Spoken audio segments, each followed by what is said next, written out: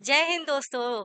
मैं Radha Shukla new Mahindra institute के online platform में आपका बहुत बहुत स्वागत करती हूँ। जैसा कि हमारे पिछले वीडियोस में हिंदी की उत्पत्ति और हिंदी भाषा का विकास क्रम, इसके साथ साथ हमने वर्णमाला भी प्रारंभ किया था। तो अब आज की वीडियो में हम वर्णमाला को ही आगे बढ़ाते हुए कुछ बेहतरीन से बेहतरीन समझाने का प्रयास करते हैं। और पिछले वीडियोस में हमने आपको हिंदी भाषा का जो कि विकास क्रम था, कहाँ से हिंदी प्रारंभ हुई थी, संस्कृत, पाली, प्राकृत, अपभ्रंश, अवहट और उसके साथ-साथ प्रारंभिक हिंदी, यहाँ तक हमने आपको बताया ही था, जो कि आपको आई होप समझ में आ गया होगा। तो इसके आगे हम बढ़ते हैं। पिछली वीडियो हमारी जो थी वो वर्णमाला से प्रारंभ हुई थी। तो वर्णमाला में हमने आपको थोड़ा-सा आपको थोड़ा-सा आपको पिछला हम आपको रिवाइज़ करा देते हैं, फिर इसके बाद हम अपने टॉपिक पे आते हैं। जैसा कि हमने आपको बताया था कि वर्णमाला वर्णों के वर्णों के व्यवस्थित वर्णों के व्यवस्थित क्रम को वर्णमाला कहते हैं। हमने आपको ये चीज समझा ही दी थी। और फिर इसके बाद हमने कहा था कि वर्ण के दो प्रकार या फिर कह दे दो भेद होते हैं। कौन कौन से होते हैं? स्वर और व्यंजन होते हैं। स्वर कितने होते हैं हमने बताया था। अगर आपसे कोई प्रश्न करता है तो स्वर होते हैं, कुल स्वर होते हैं 13। और इसके साथ साथ अगर सिर्फ आपको प्रश्न में पूछा जाए कि हिंदी वर्णमाला में स्वरों की संख्या कितनी है, अगर आपसे एग्जाम में पूछा जाए कि हिंदी वर्णमाला में स्वरों की संख्या कितनी है, तो आप 11 पे टिक लगाइएगा। और अगर पूछता है कि हिंदी वर्णमाला में कुल स्वरों की संख्या कितनी है, कुल स्वरों की, जब ये कुल शब्द जुड़ जाएगा तो 13 होती है। फिर इसके साथ साथ अगर आपसे पूछा जाए कि संस्कृत में, अगर यूपी टेट में और सुपर टेट में या फिर सीटेट में, जो कि इसमें संस्कृत भी रहती है, तो अगर सीटेट में भी पूछा जाता है कि हिंदी संस्कृत में स्वरों की संख्या कितनी है, तो कितनी होगी आप लिखेंगे 9 टिक, हमने बताया था। फिर और स्वर क्या होता है, हमने बताया था कि स्वर का मतलब होता है स्वतंत्र, ऐसे वर्ण जिनके उच्चारण में हमें किसी भी ध्वनि, किसी अन्य वर्ण का प्रयोग ना करना पड़े। स्वर का मतलब स्वतंत्र, वो स्वयं, वो अपने अलावा किसी का उसमें किसी वर्ण का प्रयोग नहीं किया जाता है, तो क्या स्वर कहलाता है। ऐसी ऐसे वर्ण जिनके उच्चारण में हमें किसी दूसरे वर्ण की आवश्यकता ना हो, वो स्वर कहलाता है। और इसके साथ साथ अगर हम व्यंजन की बात करते हैं, तो व्यंजन में आपको हमने बताया था कि स्वरों की सहायता से बोले जाने वाले वर्ण, या फिर कह दे स्वरों की सहायता से उच्चारण किए जाने वाले वर्ण व्यंजन कहलाते हैं। और व्यंजन की संख्या हमने 33 बताई थी और कुल व्यंजन हमने 39 बताया था। तो इसी के साथ साथ हमने आपको स्वर बता दिया और वर्ण, स्वर और व्यंजन बता दिया। अब इसके आगे हम एक एक पॉइंट के बात करते हैं। पहला पॉइंट करते हैं स्वर। स्वर के कितने भेद होते हैं, स्वर में जो ये हमारे 11 और 13 स्वर हैं, ये किसके किसके अंतर्गत आते हैं। तो हमारे साथ ये चीज समझने का प्रयास करिएगा और अपना भी प्रयास परीक्षा के तौर पर जारी रखिएगा, सफलता निश्चित है। चलिए फिर देखते हैं, हमारे साथ जुड़ते रहिएगा।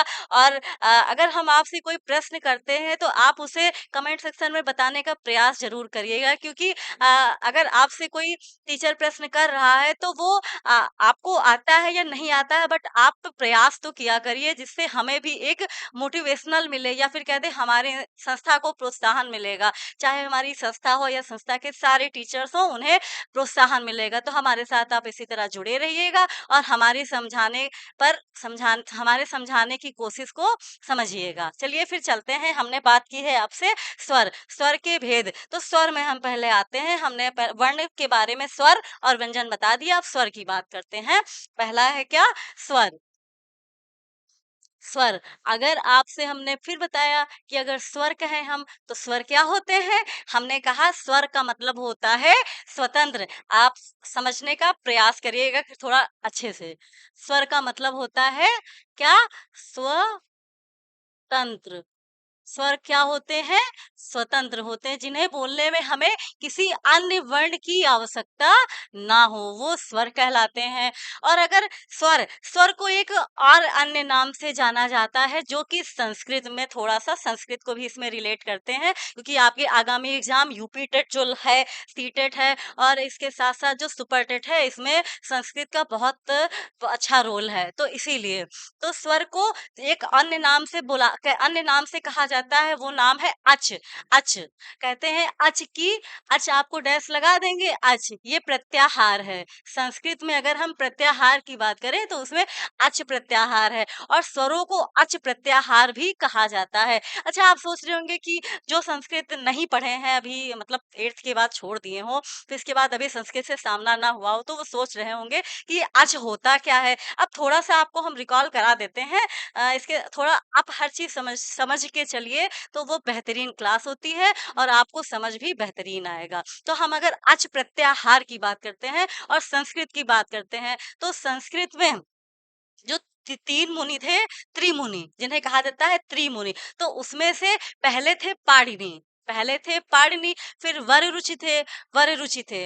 पहले पाणिनि थे और फिर वररुचि थे और इसके साथ-साथ जो तीसरे थे वो क्या थे? पतंजलि थे। त्रिमुनि हमारे साथ फिर से समझिएगा कि संस्कृत के त्रिमुनि जो थे, कौन-कौन से थे? पाणिनि थे, पाणिनि के साथ-साथ वररुचि थे और उनके साथ-साथ थे पतंजलि। तो उनमें से जो संस्कृत के प्रणेता माने जाते हैं वो क्या कौन माने जाते हैं? पाणिनि माने जाते हैं और उनकी एक प्रसिद्ध रचना है अष्टाध्यायी। कहते हैं अष्टाध्यायी की रचना किसने की थी? तो अष्टाध्यायी की रचना पाणिनि ने की थी। तो पाणिनि जी जो थे वो महान ज्ञाता थे संस्कृत के, पर संस्कृत के ज्ञाता ऐसे तो बन नहीं होंगे, कैसे वो बने? तो एक बार उन्होंने, मतलब उनको उनके मन में ये आया कि संस्कृत व्याकरण का हमें संस्कृत व्याकरण की हमें रचना करनी चाहिए। तो इसके लिए उन्होंने एक बार जंगल में बैठ के तप किया और घोर तप किया। इतना घोर तप उन्होंने किया कि उनसे जो शिव जी हैं, जिनका दूसरा नाम महेश्वर कहते हैं या माहेश्वर कहते हैं, तो वो प्रसन्न हो गए। प्रसन्न होने के बाद उन्होंने उनको दर्शन दिया और प्रसन्न होने के बाद उन्होंने उनको दर्शन दिया और उसके साथ साथ वो वहां पे डमरू के साथ, फिर से समझिएगा कि डमरू के साथ वो नृत्य करने लगे और नृत्य करते हुए उन्होंने 14 बार डमरू बजाया। फिर से समझने का प्रयास करिएगा कि वो डमरू के साथ नृत्य करने लगे, डमरू बजाते बजाते, और डमरू बजाते हुए नृत्य शुरू कर दिया और 14 बार उन्होंने डमरू बजाया। तो जो हमारे पाणिनि जी थे, तो पाणिनि जी ने उन 14 ध्वनियों को सूत्रों में बदल लिया।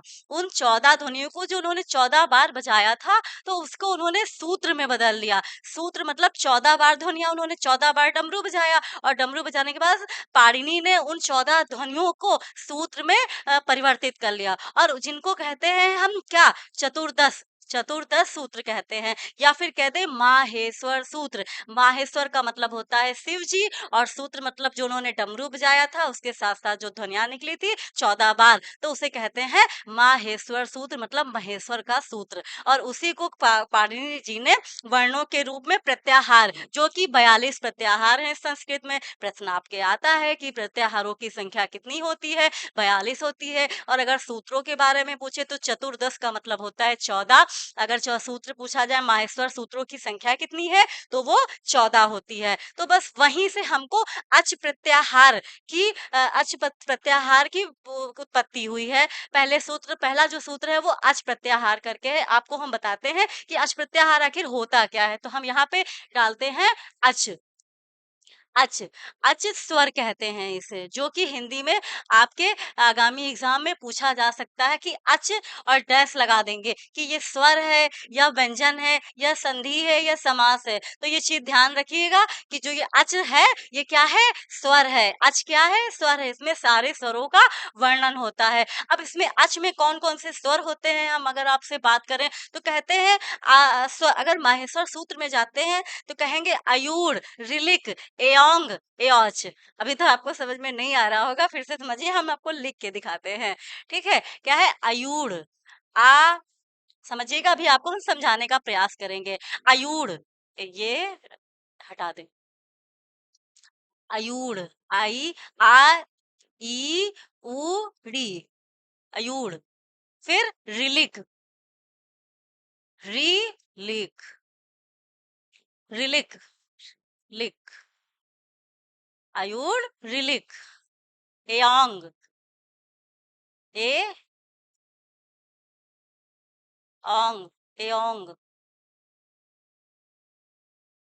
एयोंग, ए औच, ए औच।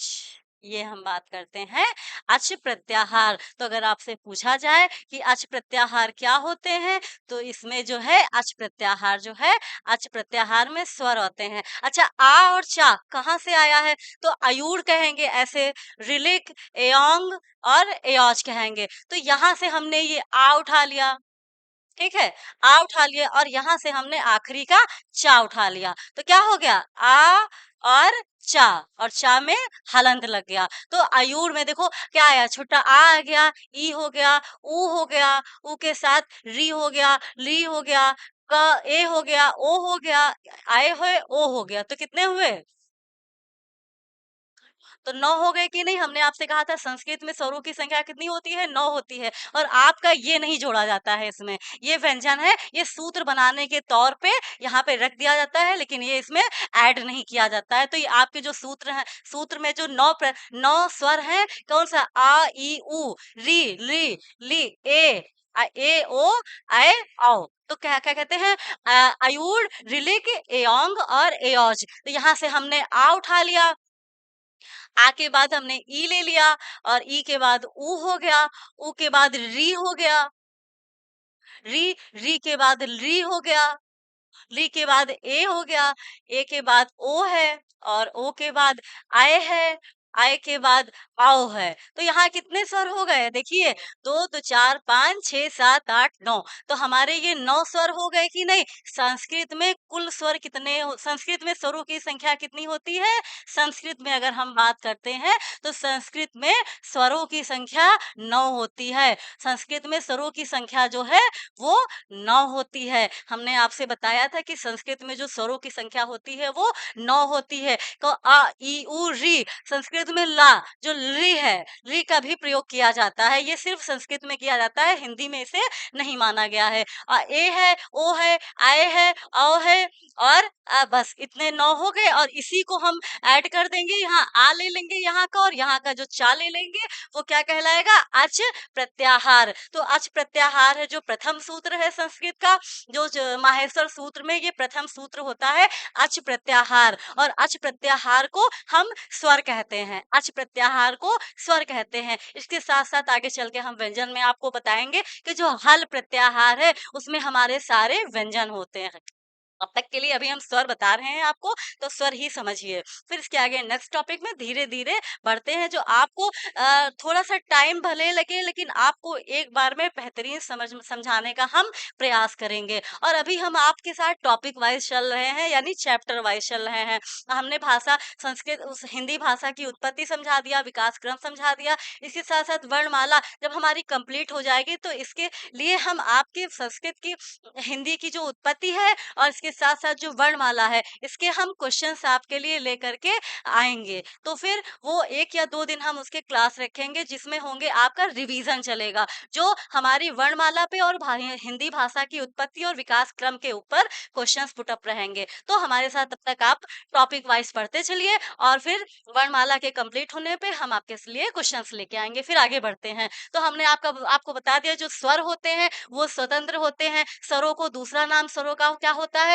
वो अच होता है। अच प्रत्याहार कहते हैं, या फिर माहेश्वर सूत्र का प्रथम, ये माहेश्वर सूत्र का प्रथम सूत्र है अच, और इसका दूसरा नाम स्वर होता है। स्वरों की संख्या हमने 11 बताई थी, स्वरों की संख्या हमने 11 बताई थी, कुल स्वर हमने 13 बताए थे। 13 में कौन-कौन सा जुड़ा होता है? और अगर मूल स्वर, फिर से यहाँ समझिएगा, ये हो गया स्वर, ये हो गया स्वर।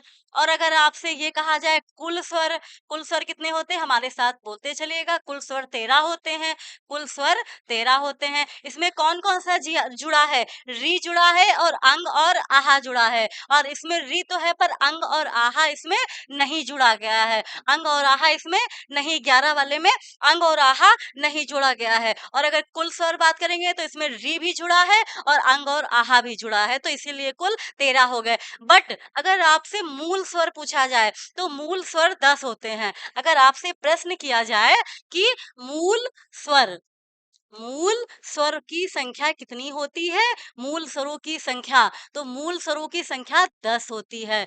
और 10 में क्या नहीं जोड़ा जाता है? जो ऋषि वाला री होता है, और इसके साथ-साथ अंग और आहा, आप 3 हटा देंगे तो 10 ही तो बचेंगे। तो अगर 3 प्रश्न आपसे पुट अप हो सकते हैं परीक्षा में आपकी, कि हिंदी वर्णमाला में मूल स्वरों की संख्या कितनी है? हिंदी वर्णमाला में मूल स्वरों की संख्या कितनी है? तो वो है 10। ठीक है। अगर पूछे हिंदी वर्णमाला में स्वरों की संख्या कितनी है? 11। हिंदी वर्णमाला में कुल स्वरों की संख्या कितनी है? 13। संस्कृत में स्वरों की संख्या कितनी है? तो 9। इसके आगे हमने ये बता दिया आपको, तो ये चीजें आई होप आपको समझ में आ गई होगी। तो इसके साथ साथ अब हम आगे बढ़ते हैं। ये हो गया अच प्रत्याहार हो गया। इसमें कौन कौन से ये सूत्र होता है? अयूढ़, रिलिक, एयोंग, एयच। हमारे साथ समझते चलिएगा, इस थोड़ा सा संस्कृत भी तैयार करते चलिएगा। अयूढ़, अयूढ़ में कौन कौन से? आ ई उ री। अयूढ़, आ ई उ री, आ ई उ री होता है। अयूढ़ के बाद रिलिक, री ली और क होता है। अयूढ़, रिलिक। फिर बात करते हैं एयोंग की, ए ओ अंग। फिर इसके बाद आए ओ और चा, अच्छा। तो क्या पहला यहाँ पे हम आ ले लेंगे और ये चा ले लेंगे, इसी बन गया अच प्रत्याहार। इसी में हमारे पूरे स्वर आ जाते हैं, जिनकी संख्या हमने संस्कृत में 9 बताई थी। अब हम आगे बढ़ते हैं कि स्वरों का भी तो वर्गीकरण होता है ना, कि ये तो हमने बता दिया कुल होते हैं। अब इनका भी विभेदीकरण हमको करना पड़ेगा ना, कि कौन से मुख से बोले जाते हैं, कौन से जीवा से बोले जाते हैं, कौन संवृत के द्वार से बोले जाते हैं, कौन वृत्ताकार होते हैं, कौन आवृत्ताकार होते हैं। तो इसके साथ साथ अब हम आगे बढ़ते हैं कि अगर हम स्वरों का विभेदीकरण आपसे कहें, स्वरों का अगर हम विभेदीकरण आपसे कहते हैं, तो वो मुख्यतः 5 प्रकार के होते हैं। फिर से हम आपको समझाने का प्रयास करते हैं कि अगर हम स्वरों का आपसे विभेदीकरण करने के बारे में बताते हैं, तो वो लगभग 5, मुख्यतः 5 प्रकार के होते हैं। कौन कौन से? पहला हम कहते हैं स्वरों, सुनिए, स्वरों स्वरों का वर्गीकरण। स्वरों का, या फिर कह दे अच, अच प्रत्याहार का वर्गीकरण। स्वरों का वर्गीकरण हमारे साथ समझते चलिएगा कि स्वर का दूसरा नाम क्या होता है? अच, अच कहते हैं। ठीक है। तो हमने आपको बताने जा रहे हैं क्या? स्वरों का वर्गीकरण। तो पहला होता है स्वर का वर्गीकरण मात्रा या फिर उच्चारण के आधार पे। समझिएगा, मात्रा, मात्रा या फिर स्लैश लगा दीजिएगा, उच्चारण। मात्रा या उच्चारण के आधार पर स्वर, मात्रा या उच्चारण के के आधार आधार पर स्वर, मात्रा या उच्चारण के आधार पर स्वर। अगर आपके एग्जाम में क्वेश्चन आता है कि मात्रा या आधार पर स्वर कितने प्रकार के होते हैं, तो वो स्वर 3 प्रकार के होते हैं। समझिएगा, मात्रा या फिर उच्चारण के आधार पर स्वर कितने प्रकार के होते हैं?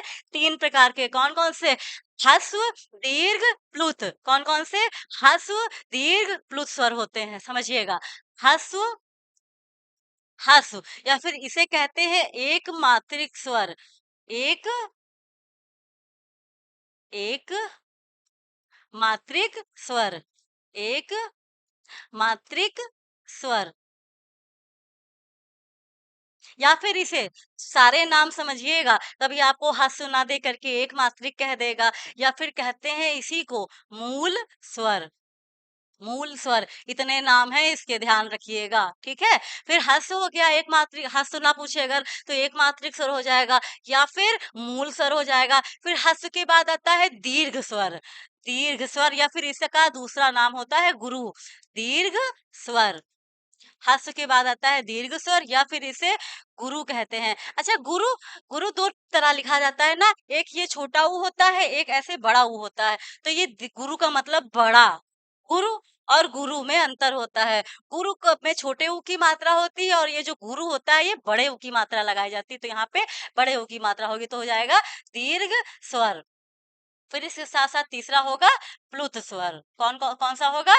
प्लुत स्वर। प्लुत स्वर। तो हमारे साथ फिर से समझने का प्रयास करिए कि जो अच है जिसको स्वर कहते हैं, जिसका दूसरा नाम स्वर होता है, तो ये कितने प्रकार के होते हैं?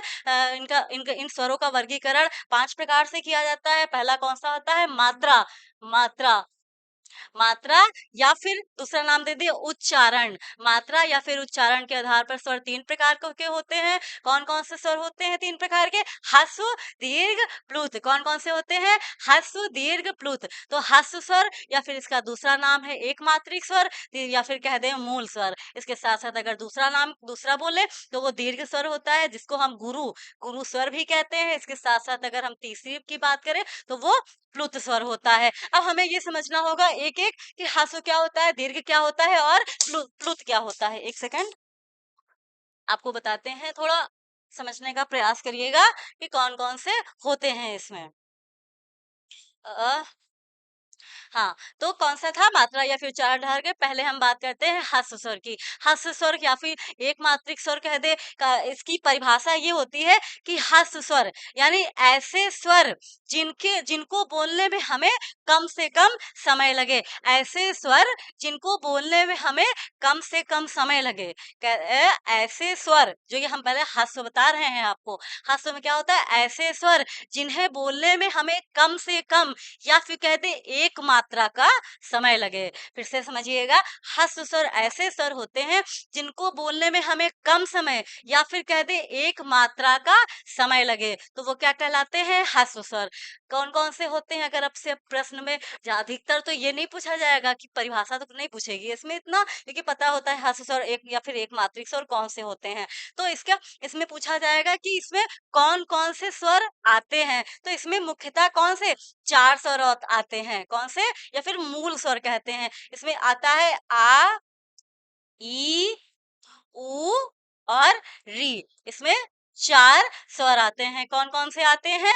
आपको आई होप दिख रहा होगा। हाँ, आ, ई, उ, री। आ, ई, उ, री। ये मुख्यतः मूल स्वर होते हैं। मूल कहने का मतलब होता है इनका निर्माण किसी से नहीं होता है। ये इनका निर्माण अपने में ही है। कहने का मतलब है कि ये आ जो है ये मूल है। इनसे ये जैसे बड़ा आ होता है, यहाँ पे समझाते हैं थोड़ा आपको। जो ये बड़ा आ होता है ये किससे बना होता है? आ प्लस आ से। तो ये दीर्घ मूल स्वर है। दीर्घ मतलब छोटा आ प्लस छोटा आ क्या बन गया? बड़ा आ बन जाएगा। तो इसीलिए इनको दीर्घ स्वर कहा जाता है।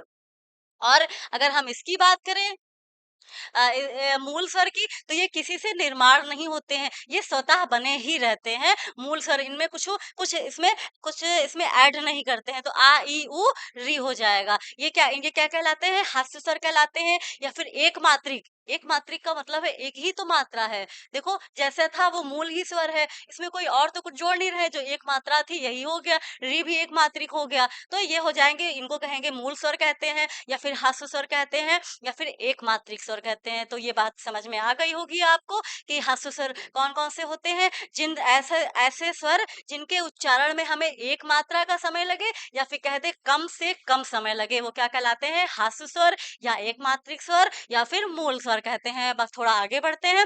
दीर्घ स्वर की नाम से ही लग रहा होगा, दीर्घ मतलब बड़ा।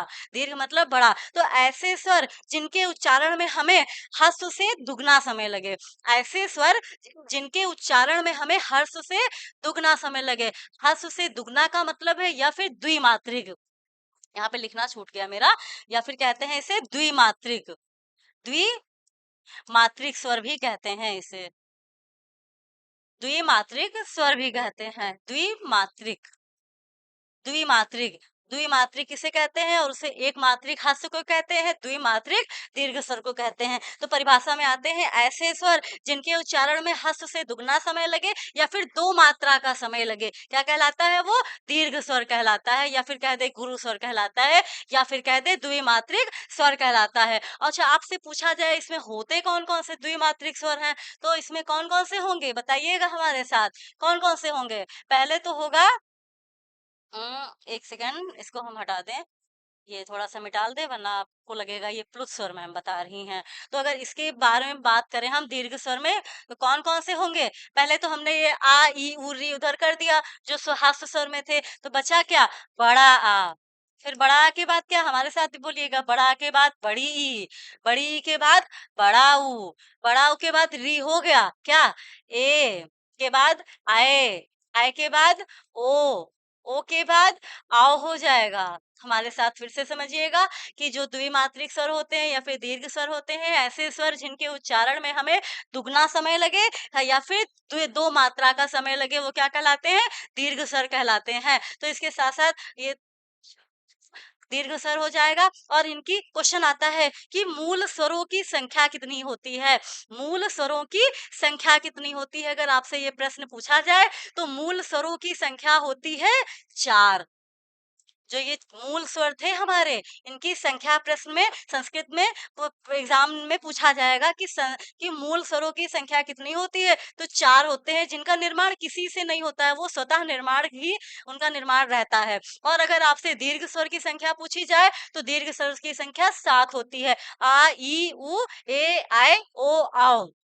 तो कौन से हैं दीर्घ स्वर, बड़ा आ, बड़ी ई, बड़ा ऊ, ए आए ओ आओ। अब इसी जगह पे थोड़ा सा हम समझते हैं ये जो इनका निर्माण और इसका थोड़ा सा आगे, अगर हम आगे यहाँ पे थोड़ा सा आगे बढ़ते हैं, हमने आपको यहीं पे समझा दे बस। हाँ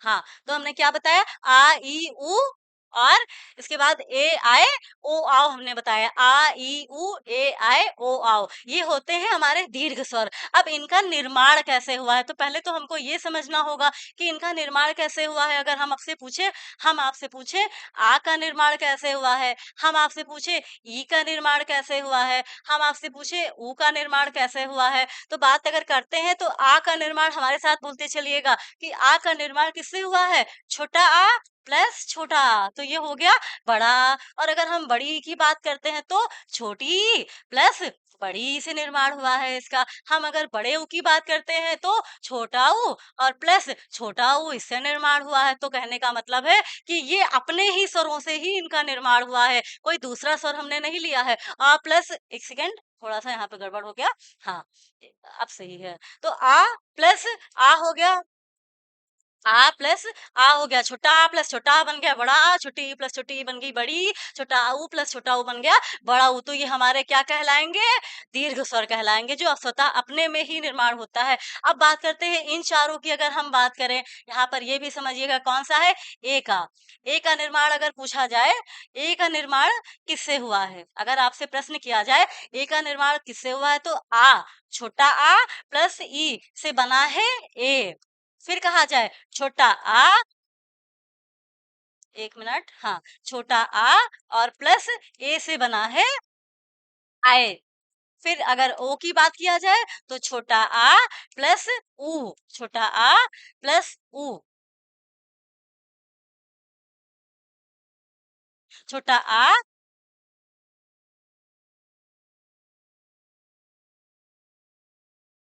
अगर हाँ बात की जाए यहाँ पे छोटा आ प्लस ऊ से, तो ये हो जाएगा ओ। और इसके साथ साथ अगर आओ की पूछी बात की जाए तो छोटा आ और प्लस ओ से इसका निर्माण होता है आओ का। बात आ गई होगी समझ में कि हम आपको समझाने का क्या प्रयास कर रहे हैं कि जो हमारे दीर्घ स्वर होते हैं, ऐसे स्वर जिनके उच्चारण में हमें दुगना समय लगे या फिर दो मात्रा का समय लगे, वो क्या कहलाते हैं, दीर्घ स्वर। दीर्घ स्वर कौन कौन से होते हैं, बड़ा आ, बड़ी ई, ऊ, ए आए ओ आओ। और इनका अगर निर्माण कैसे हुआ है, अगर हम आपसे प्रश्न करते हैं तो छोटा आ प्लस छोटा आ बना है बड़ा आ से, छोटी ई प्लस छोटी ई से बनी है बड़ी ई, छोटा ऊ प्लस छोटा ऊ से बना है बड़ा ऊ। अगर आ प्लस ई से पूछें तो ये क्या है, ए बना है, आ प्लस ए से बना है आए, आ प्लस ऊ से बना है ओ, और इसके साथ साथ आ प्लस ओ से बना है आओ। तो इनको कहते क्या है, अगर आपसे प्रश्न किया जाए कि जो ए आए ओ आओ होते हैं, इनको कहा क्या जाता है, तो ये कहलाए जाते हैं संयुक्त स्वर। ये बात आप ध्यान रखिएगा कि अगर एग्जाम में आपके पूछा जाए कि संयुक्त स्वर,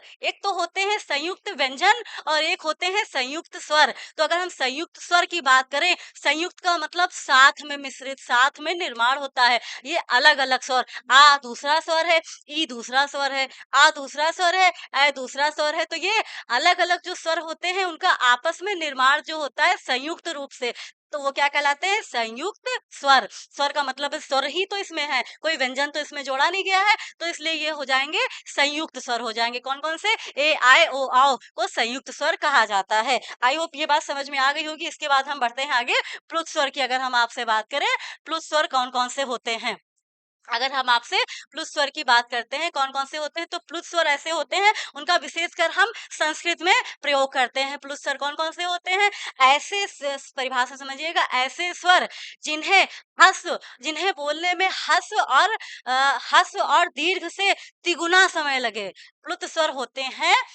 प्लुत स्वर होते हैं ऐसे स्वर, प्लुत स्वर। अगर हम बात करें प्लुत स्वर कौन से होते हैं, तो ऐसे स्वर जिन्हें या फिर इन्हें कहते हैं त्रिमात्रिक स्वर। इसे हम कहते हैं त्रिमात्रिक स्वर। 3 मात्रा का समय लगे। एक मात्रिक समझ में आ गया होगा, द्विमात्रिक समझ में आ गया होगा। इसके साथ-साथ अगर हम त्रिमात्रिक स्वर की हम बात करते हैं, त्रिमात्रिक स्वर, तो ऐसे स्वर जिन्हें बोलने में हमें ह्रस्व दीर्घ से भी तिगुना समय लगे। ह्रस्व दूर ह्रस्व और दीर्घ से तिगुना समय लगे। नाम से लग रहा होगा, त्रिमात्रिक का मतलब 3 मात्रा का समय लगे हमें, वो क्या कहलाता है? प्लुत स्वर। अच्छा, प्लुत स्वर का प्रयोग हम अधिकतर संस्कृत में करते हैं, या फिर कहते हम किसी को बुलाने के तौर पे करते हैं। आपको ये बात समझ में नहीं आई होगी, फिर से समझाते हैं। जैसे हमने मंत्रोच्चारण किया, ओम का किया, तो जैसे ये ओम ऐसे बोल देंगे हम, ओम, तो ये हो गया ऐसे ही। लेकिन अगर हम इसको जितना लंबा खींचेंगे, कहने का मतलब है, ये हमने ओम लिखा, ओ लिख दिया, ठीक है? ओ हो गया। ओम, जितना लंबा हम इसको खींचेंगे, इसकी इसकी पहचान होती है ये 3 जो 3 होता है अंक का, ये इसकी पहचान होती है। त्रिमात्रिक प्रश्न आ सकता है आपके प्रतियोगी परीक्षा में। क्या आएगा कि जो ये 3 ऐसे बना दिया जाएगा, 3, इसकी पहचान क्या है? मतलब ये किसके लिए प्रयोग किया जाता है? ह्रस्व के लिए, दीर्घ के लिए, या फिर प्लुत के लिए किया जाता है? तो इसकी पहचान ये जो 3 अंक का होता है, वो होता है। तो ये हमने ओ लिखा, अब ओ ऐसे-ऐसे करते ऐसे-ऐसे करते जितना हम खींच ले जाएँ, ओम ऐसे करके, तो ये क्या कहलाएँगे? प्लुत स्वर। मतलब लंबा, जितना हम लंबा खींचेंगे इसको, स्वरों को, वो क्या कहलाता है? प्लुत स्वर। इसके अलावा जैसे हम किसी को बुलाना चाह रहे हैं, हमारे अगर कोई सामने खड़ा है तो हमने ऐसे बोल दिया राम, लेकिन अगर जो वो हमारे सामने अनुपस्थित हो, कहने का मतलब है जो हमारे सामने एब्सेंट हो, मतलब बाहर हो, रूम से बाहर हो, तो उसे हम बुलाने के लिए जो अपने उसके नाम को जितना लंबा हम खींचेंगे, राम ऐसे करके खींचेंगे ना,